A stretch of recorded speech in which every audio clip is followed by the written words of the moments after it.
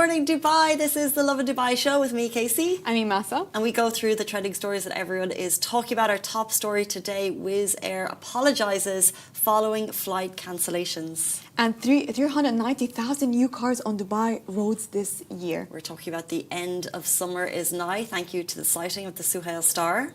And UAE's donor heart saved 7-year-old Saudi boy. And later on in the show, prepare to be inspired. We have an Olympian and author Jessica Smith on sport, advocacy and moving to Dubai. And today's rapid weather report, it's mostly sunny with temperatures ranging from 30 to 40 Celsius. You know, I'm telling you, it's busier on the roads. Oh, God. And the show feels busier. I feel like there's like more people watching. I feel like it's just busy. It's all of a sudden it's busy. Everyone is awake and everyone is back to the routine, basically. Back to it. Back to it. How was your journey to school? How was your journey to work today? Oh my God. You know, that's the thing. Like, we do realize that it's heavier on the road now. There's more traffic on the roads now. But it's just, I don't know, maybe because I moved recently to this new house during the summer and I had to take new roads. But I did not expect the traffic to be that bad. I used Suhail Road and it was so bad. Which direction were you coming? Suhail Road. Oh, yeah, fair enough. Maybe from the back. From the back. I can't do that either. I never know. I'm like, that way.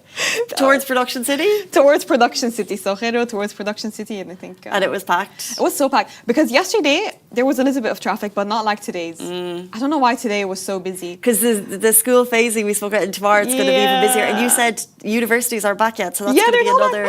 But they don't start at 9. They don't, They are not up at 9. Yeah, I feel like those university kids, they have it easy, you know, they can pick whatever schedule they want, like 10 a.m., 11 a.m. 1 year in uni, I had 1 semester, I had 2 hours in the week. Wow, you're joking. Yeah. So most of your days were nothing? 2 hours. So lucky. It was on a study abroad thing. I didn't plan it, but that's how it happened. I didn't complain. I At least you did a lot of sightseeing, though. Did you? Probably. I don't know. I ate a lot. But it's time to go back. And we've seen so many cute photos and memories. His Highness Sheikh Hamdan, Crown Prince of Dubai, shared a throwback. Yeah, I saw the picture. So cute. Very Maybe we cute. should share our throwbacks. Oh, yeah. No? No, yeah, maybe we should share our throwbacks. Yeah, let's show them. If you've got throwbacks, send them tomorrow and we'll show ours as well. Yeah. I think kid pictures are so cute. Yeah, okay. That's cute. You see me crying because I used to be such a crybaby. Oh, in the pictures, in your back to school pictures, you're crying? My mom would post them on Facebook for some reason. Did she? Yeah. Why? It's very common now. Yeah, true. I think that's going to be me as a parent. My kid is crying. Yeah. As it should be. As it should be. Core memories, core moments. But this is back to school week. Yeah.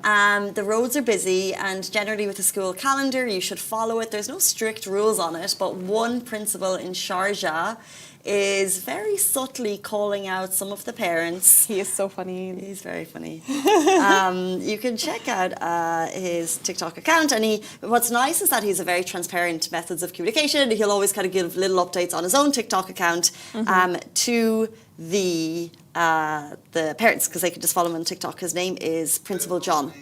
And this update made me laugh because he's like, looking forward to seeing everyone today. Everyone is so welcome back. And then he said he's so sorry for all of the emergencies.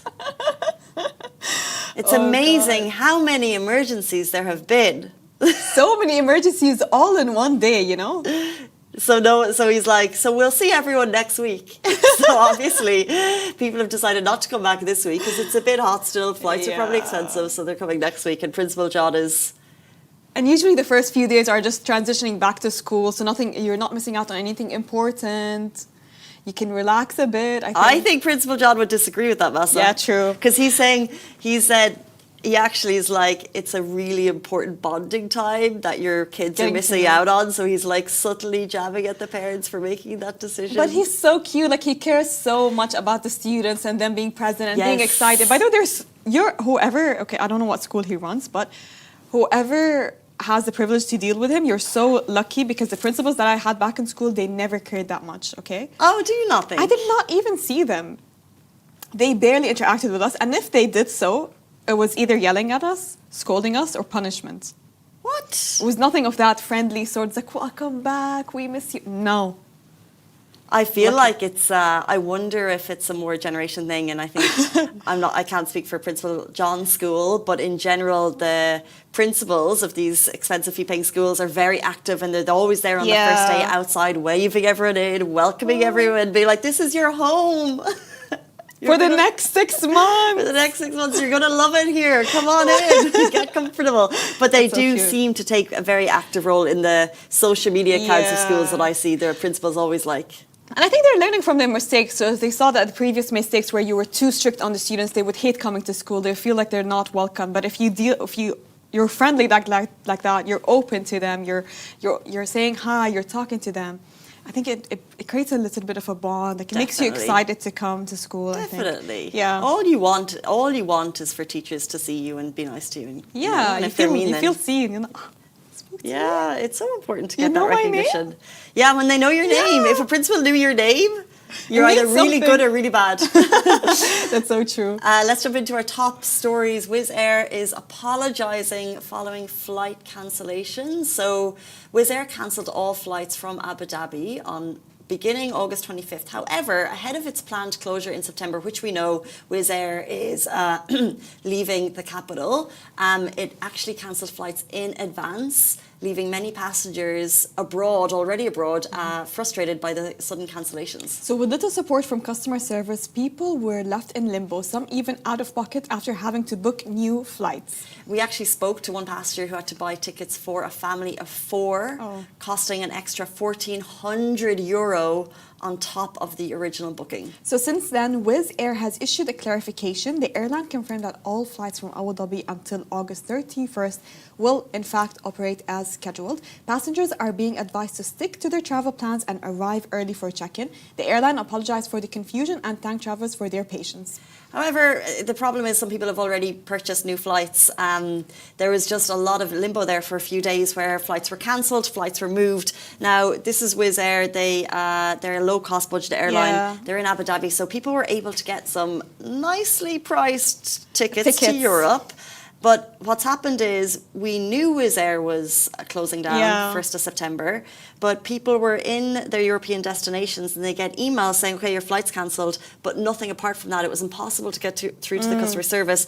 They rebooked flights. Now flights are back for the next few days, but people have already paid for their other flights. That's the problem. But I don't blame people for booking because I feel like they just needed that safety net. Because what if the flights all get booked up, not being able to find good flighting, for example, not too late at night or not too early in the morning.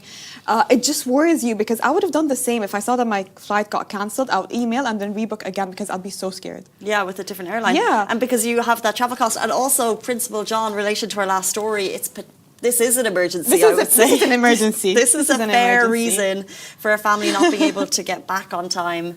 Like, a lot of comments came through. We posted on our Lovin Abu Dhabi account. My friend felt frustrated. They got an email that is cancelled. Then immediately they booked another flight with another airline. And now that they can say they can fly again with them, so people were just kind of like jolted around a bit. But what can you do at this stage? Like, okay, if you booked a new flight and Wizz Air messaged you back again saying that if it's a different airline, you've got nothing. Unless you've got, I don't even know if insurance is going to help you there. But I think you have up to 24 hours of cancellation, but you might have to pay a fee.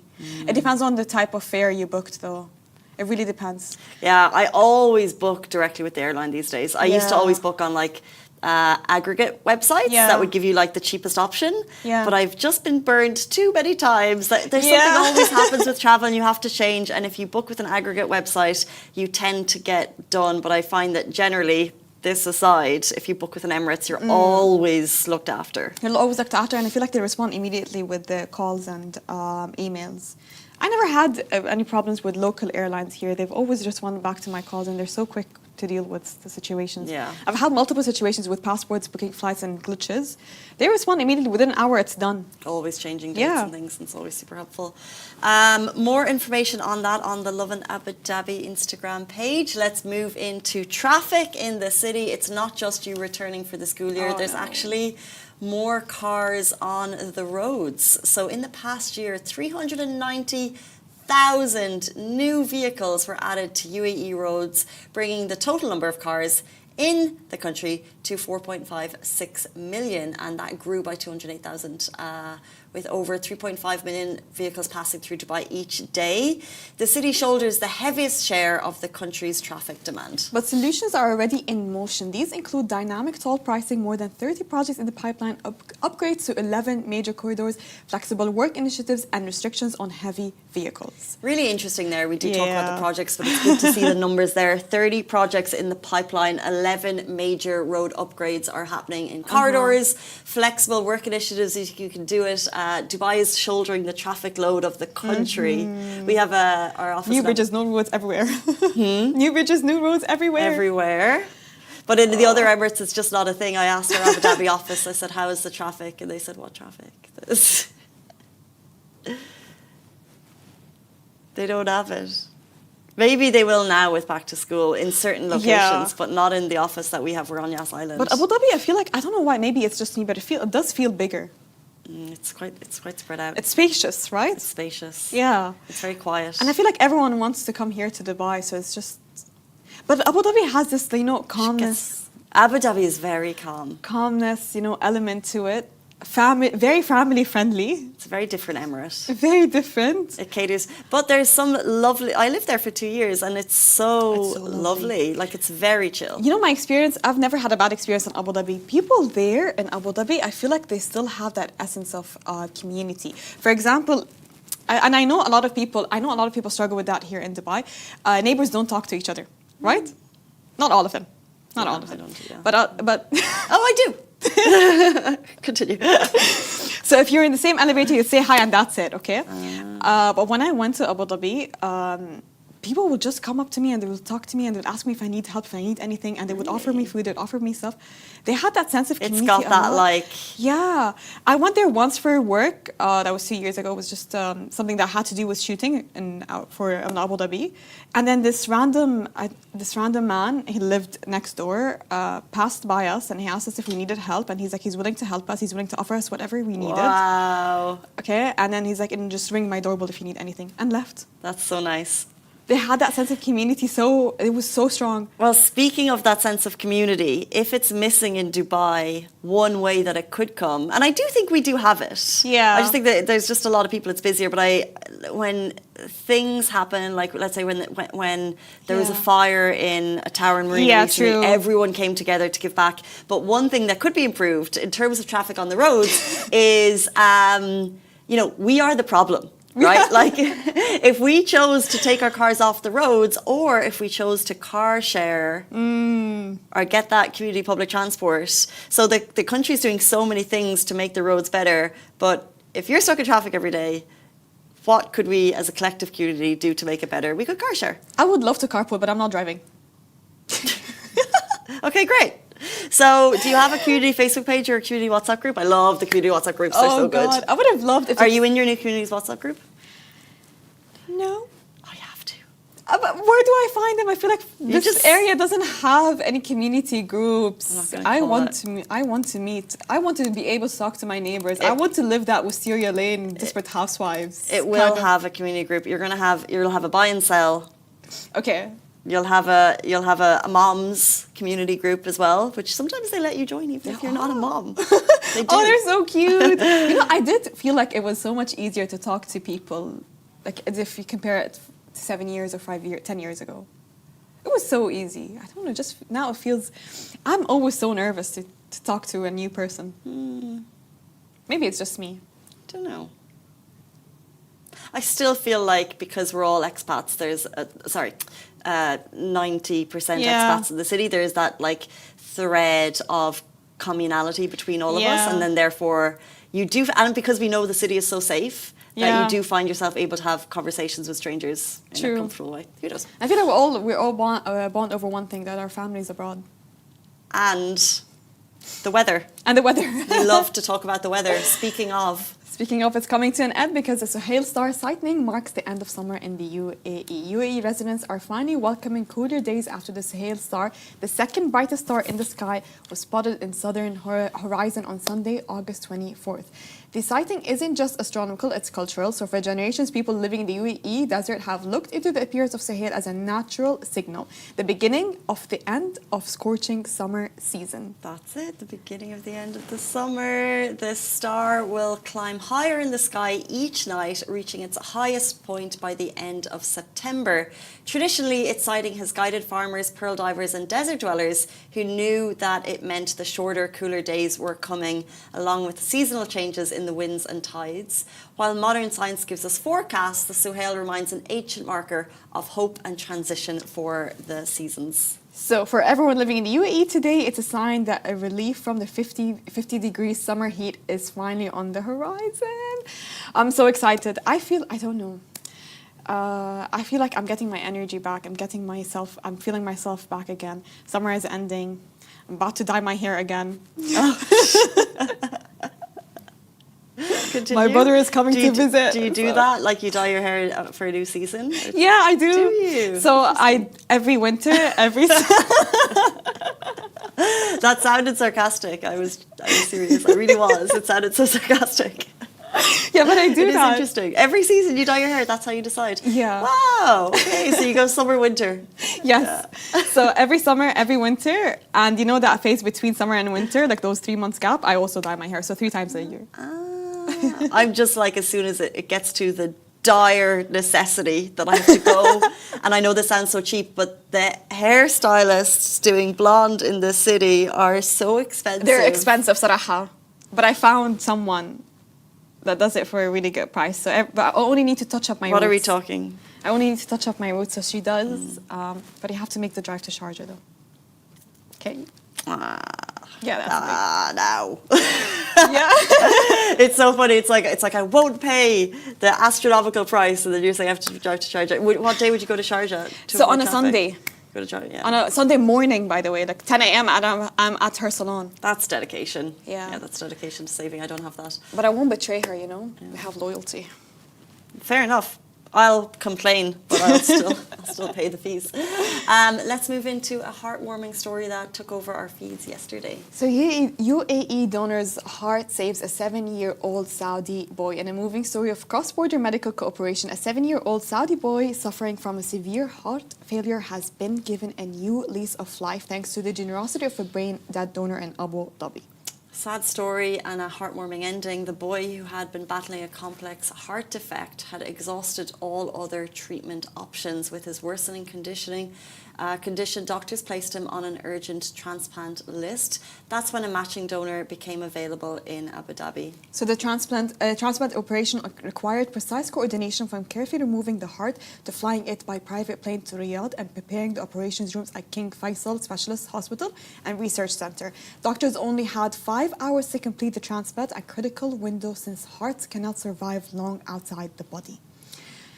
Thanks to seamless planning and teamwork, the heart was successfully transplanted. The doctors say the boy recovered quickly and well after the surgery. This remarkable story not only highlights the power of organ donation, but also shows how medical collaboration between the UAE and Saudi continues to save lives every minute. What an amazing story. We're so glad that organ went to this little boy, and his life is saved because of it. So well done to all the doctors involved in that tricky procedure. Tricky procedures and 5 hours to operate. I feel like we don't recognize the doctors enough. I know we talk about them, but I feel like they really are our biggest heroes. To operate in such a critical conditions, you have 5 hours window, you have to transplant, and he's a young boy, you don't know how much he can handle. For him to be able to operate, he's also a strong boy, by the way. We have to give him some recognition. Yeah, like, he pulled through. True. So I think we really need to thank the doctors, and we don't thank the doctors enough. They're the reason why we're here, and for this donor that was very generous to donate the kidney. Yeah. Not all heroes wear capes, that's for sure. Speaking of heroes not wearing capes, we're excited to welcome our next guest. We're going to be joined by Paralympian Jessica Smith. She's going to be with us after this very short break. Do stay tuned.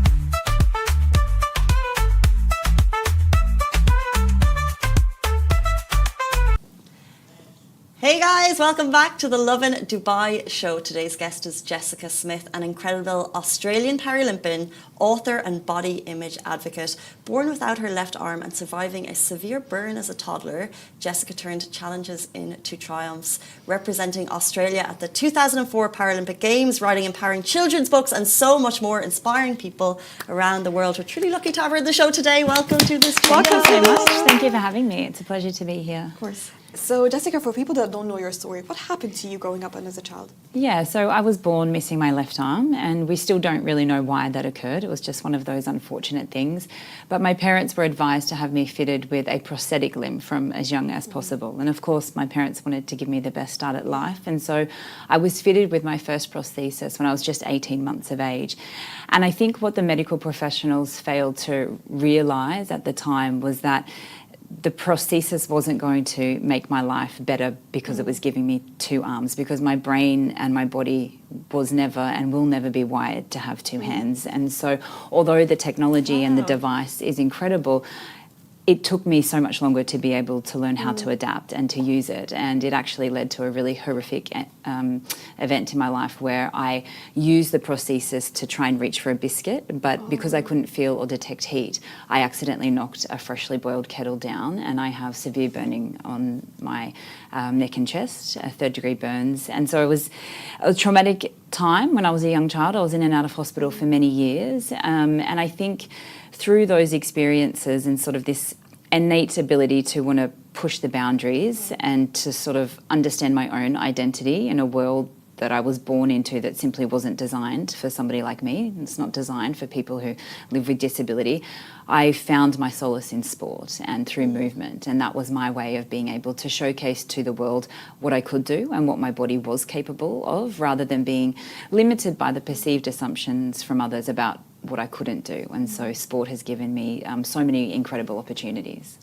And we'll definitely speak about all of those amazing things that you've done. But to go back maybe to the early days, and we think about it's back to school season this week. So I wonder, what was back to school season like for you back then? Like, what were maybe some of the challenges that you faced in everyday life back when you were kind of at a school going age? It was always quite daunting. I think when you know that you're the different one, you know that you sort of stand out because of the way that you look, it can be incredibly overwhelming to go into a new environment where there are new children, new teachers, new faces. And I'm very grateful that I had a really supportive family.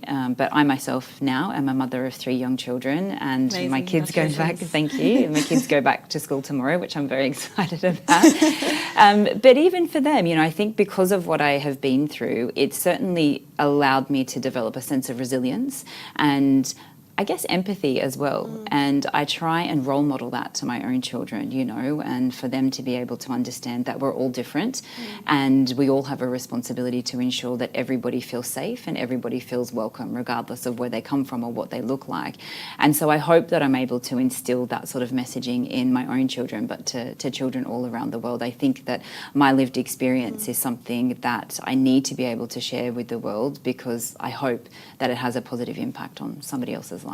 Were there any specific moment in your childhood that pushed you to not let your circumstances hold you back? I think it's a compilation of so many little experiences, things that I probably didn't realise at the time. Learning to tie my shoelaces and realising that my way of doing that was unique to me, obviously, but I could still do it. And I think that for me, it was learning to feel comfortable in all of those little moments, day in, day out, that of course the way I do things looks different to the way someone with 2 hands does it, but I can still do it. And I think the more I was able to feel comfortable in those little day-to-day tasks, which kind of seem like meaningless now, but it was all of those little moments that gave me the self-confidence to really accept the fact that I live with disability and I'm proud to live with a disability. And at what age did you and your family decide, and did you decide together that you wouldn't move forward with a prosthesis? You said it was difficult to kind of realise that it wouldn't be something that you would move forward with. So at what age did you decide that? That's a really good question. It wasn't until I was about 8 years old. So even though I had this horrible accident, I still tried, and my parents and the medical professionals still encouraged me to continue using the prosthesis. But it became more of a hindrance than something that was helping or an aid, because I was learning how to do everything my way. And I think that it was a realisation probably more so from my parents, that they were able to accept that their daughter living with disability didn't need to be fixed or put back together, and that of course my way of doing things was different, but they had to encourage that and allow that. And as a parent now, I can see how challenging that would have been, you know, because you just want to help your child, you want to make sure that you have all the answers and all the resources to be able to support them the best way that you can.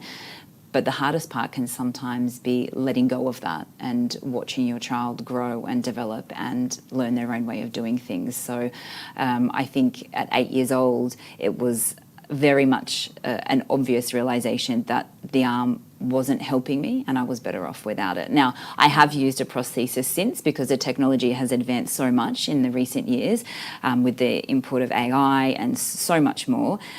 But I have to practice, and sometimes I get a bit lazy because my way of doing things is quicker than using a prosthesis at the moment. But there are incredible prosthetics and incredible companies all around the world, and especially here in the UAE, working to enhance that technology for anyone who might want to use a prosthetic limb. This might be a bit of a sensitive topic to discuss, but you've openly discussed about mental health and body image. So what was the hardest chapter in your life?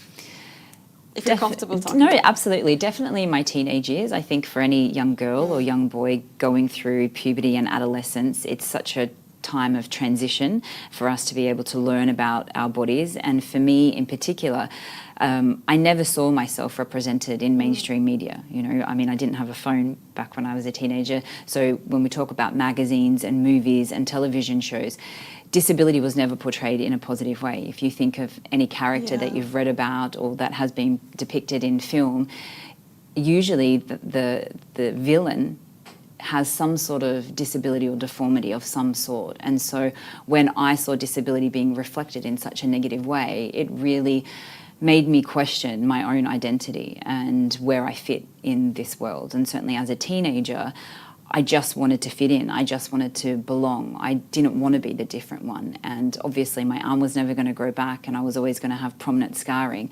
So I convinced myself that if I could change what I could control, which sadly was my weight, and if I could fit within the parameters of what society told us was beautiful and perfect, maybe then I would feel happy, because maybe then people would see past the obvious imperfections. And so throughout my sporting career, my swimming career, I was also struggling with eating disorders and mental health issues because I was trying so hard to fit within a parameter of what I thought was perfect, and that was to try and change the way that I looked. And sadly, that had a very negative impact on my overall life, but it ended my sporting career. And I think throughout that process and journey, as heartbreaking as it was and as intense as it was, it's allowed me to, again, develop even more empathy and to, like I said in the beginning, understand my responsibility through sharing that lived experience to be able to help support others on their journey. Wow, so much there to unpack. Yeah. The idea of perfection that teenagers are faced with is just so challenging. So I guess, can you tell us a little bit first about your entry into the Paralympics, and we'll go from there. Yeah, so growing up in Australia, I have 3 younger brothers. They taught me how to climb trees, kick a football, ride a skateboard, and the natural progression was into sport. I played all sorts of sports when I was younger: tennis, hockey, netball, and I fell in love with the sport of swimming. I competed at my first school swimming event when I was 10, and I won the 50 metres freestyle, beating all the girls and boys with Amazing. 2 hands. Yeah, and so it was the first time in my life where I felt as though I was being acknowledged and recognised for something positive, something that I was able to achieve. And I remember wanting to feel that excitement and that joy, and I just said to my mum and dad, you know, I want to swim forever. And at the time I wasn't aware that there were races or competitions for athletes with disability. I wasn't aware of the Paralympic Games. I just knew that swimming made me feel amazing. So unfortunately for my parents, it meant early mornings and for many years until I eventually got my driver's license. But I guess when you achieve something that other people say can't be done, you know, it's quite an exhilarating feeling and you want to be able to hold on to that. But there was also a very obvious drive that I had to be able to prove people wrong, maybe to even prove myself wrong. And so that's where the dedication to swimming came. I knew that I wanted to be able to not only enjoy it, but to succeed and to compete at an elite level. on. So what was the hardest part of practicing or being part of the Paralympics? Is it the mental pressure or is it the physical training? It's a bit of both. I think certainly when I was coming through my swimming career, there was this assumption that Paralympic athletes didn't have to train as much or weren't putting in as much effort, which is completely untrue. I was training twice a day, 6 days a week, while also studying at university or high school. It was sort of during that time. And so, you know, physically it was very, very demanding. And there's many other things that I had to learn how to do in order to adapt. Like, for example, push-ups. You know, I remember one of my coaches, he was like, you're not getting out of this, you have to find your way of doing it. And so I've been able to use other equipment in the gym to be able to find my way of doing those sorts of things. So I was learning how to push beyond boundaries that even I thought existed. But certainly the mental pressure as well, you know, the more elite you get as an athlete, the greater the pressure is to be able to perform and to perform at the right time, to get the training correct, and then the taper and all of these things that have to come together so that you swim the fastest you possibly can at the moment that it matters most. And so that mental side of training is also very, very significant. So I think both, depends how you want to weigh it up, and we all have good days and bad days. But for me, I think learning how to understand the mental and emotional side of being an elite athlete is probably just as important in comparison to the physical expectations. Yeah, and I think there's a lot more conversations in media about that now, and people are more open with talking about their mental health struggles now. Just to touch on the success that you achieved, were you able to enjoy it at the time? Honestly, no, I don't think so. I was very young, and I think I was swept up in the external validation of wanting to be seen as an elite athlete, but like I said at the time, Paralympic athletes weren't given that same platform, and because of that, I developed a little bit of anger and resentment. You know, I didn't understand why I wasn't receiving the same accolades and the same recognition as the people I were training with, who were just athletes that didn't have a disability. And so I think that hindered a lot of the success that I did have over the years. And certainly at the height of my career, so as you mentioned, I competed at the Athens Paralympic Games. It was very bittersweet for me. A story that I've only sort of shared in recent years. I was expected to medal in 5 events, 3 individual events, and be part of 2 relay teams. But because of my eating disorder struggles and mental health, at Athens is when basically my body failed me, or I failed my body, and I was the only member of the Australian Paralympic swimming team to not make a final. And the shame and the guilt that I have carried for many years because of that has been incredibly suffocating and overwhelming. But I realise now that that's a really significant part of my story, because what matters most is the parallels that I've been able to draw from my swimming career and how I've been able to apply them to every part of my life now moving forward. But it's certainly a very important chapter. I think swimming and my sporting career has allowed me to view the world through a different lens and to really appreciate the commitment and the drive that I have. And I've been able to now go back and appreciate some of those moments. But in the moment, at that time, it was difficult to celebrate.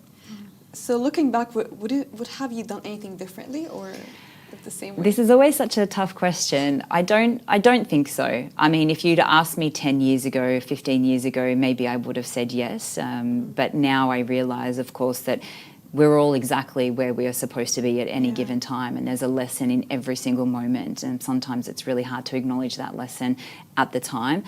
But it has allowed me to develop the story that I tell now when I visit schools and even with my own children and friends and family. And so I don't think I would change anything. It's made me the person that I am today. Good for you, because we talk about representation, for example, of people with disabilities, but also representation of people who've struggled with their mental health journeys. Yeah. At what point after Athens were you beginning to be able to share your journey with the public, and what was that like when you decided, I'm going to use my story to help others? I was asked to be a motivational speaker very soon after Athens, but I was going on stage trying to have sort of like a Tony Robbins, persona, which I clearly don't have. I don't have the presence or the voice for anything like that. But I was trying to give the audiences what I thought they wanted. And it probably took a couple of years for me to realise that I wasn't being authentic, and that sense of being disingenuous was becoming obvious to my audiences because I wasn't telling them the truth. I was telling them how amazing the experience was, and then I was just leaving out the rest of the story. And I realized that sharing parts of that vulnerability was actually what resonated and connected with audiences. So even though I was doing it very soon after Athens, it probably took 5 years for me to be able to figure out what my story actually was and the way in which I wanted that to be told, and that the story wasn't about winning. It was about the untold stories that so many athletes have and so many successful people have about the failure along the way that you need to be able to nurture and realize that that's where the biggest lessons come from. So, and because of that, my story and the way I tell it as a speaker and as an author has certainly changed over the years. You're also very active on social media. When you first started posting on social media, what was people's reactions to it?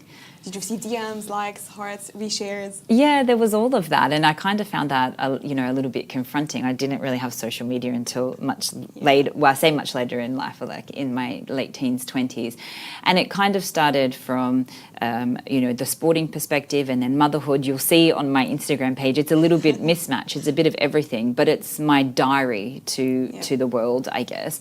And through that, I also share a lot around disability and diversity, but from that lived experience, because for a few years I tried to disconnect and detach everything. So here's my story as a person with a disability, here's my story as a mother, and here's my story as a professional. But all of that entwined is who I am, and I try to explain to people that everything I do falls under the umbrella of wanting to share a positive message about disability and diversity. So in order for me to be authentic with what I share on social media, I have to show that that comes through in everything that I do as a professional, as a speaker, as an author, but also as a mother and a friend and a wife and a sister. It's part of the narrative that I share every single day. And so over the years, the response from social media obviously has increased and has been very positive and supportive, I must say. I don't have a lot of negative interactions on social media, but I think that's because I try to be as genuine as possible. What you see is literally what you get, and I hope that comes through, because I think at the moment we face a very huge challenge for young people using social media, or for all of us using social media, really, to be able to understand what's real and what's not, and what's been filtered and what's been over-exaggerated. And all of that has a place. But for me, I know that if I try to be somebody that I'm not, I feel so uncomfortable that it becomes so obvious with the audiences that I'm sharing it with. So social media has been a very positive platform for me to share my story. And I think it's also a very positive platform for anyone who finds themselves in a marginalised group, whatever that might be, because never before have we had the opportunity to share our stories in the way that we can today. So there's certainly a lot of positives from social media. Well, thank you so much for coming on and sharing your story. Just to give people like a tiny glimpse of your life right now, you moved to Dubai 7-8 years ago. Yeah, it was about 7 years ago, yeah. So like, what are you currently working on, or kind of what are your kind of vision boarding, manifesting for the foreseeable? I have a lot, as usual, but I have my 3 children's books that I have written, so I'll be doing a lot of school visits over the next few months. There'll be a lot coming up with the 30-30 Fitness Challenge, of course, the Dubai Fitness Challenge. Just wanting to really encourage the community here to move, regardless of where you come from, regardless of your ability. I know the Dubai Sports Council has so many initiatives that they're working on. They bring so many incredible events to the UAE, and they also focus on grassroots and community. So really wanting to support that as best I can, and continue to spread the message around the importance of diversity, inclusion, and disability accessibility. Jessica Smith, inspiring on so many levels. Thank you so much for sharing your story. I really appreciate it. Thank you so much for having me. Thank you, Masa. Thank you, Casey. And that is the end of the Lovin Dubai show today. We're back with you every single weekday morning, same time, same place. Have a beautiful day. Bye-bye.